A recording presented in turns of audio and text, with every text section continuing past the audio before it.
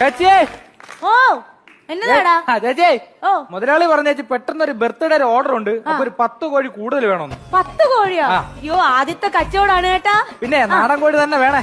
നാടൻ കോഴി എവിടെ ഉള്ളു? അല്ലാണ്ട് മരുന്ന് കുത്തി വെച്ചേക്കണ കോഴിയൊന്നും ഇവിടെ ഇല്ല. ചേച്ചിയേ ഓ പിന്നെ ഞാൻ ഒരു സത്യം പറയട്ടാ.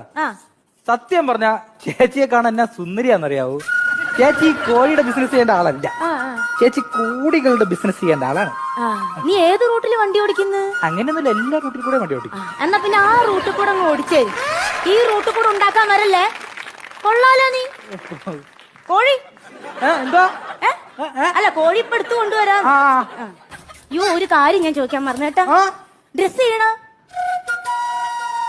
അതൊക്കെ ചേച്ചിയുടെ ഇഷ്ടം പോലെ ചെയ്യാതിരിക്കും. എന്തോ ചെയ്യും.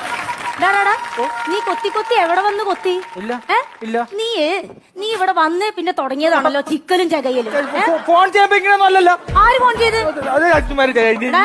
എന്നോട് കോഴിത്തര ഇറക്കല്ലേ. നിന്നെ അങ്ങനെ വിട്ടാ ശരിയല്ലേ. അവിടെ അച്ചായ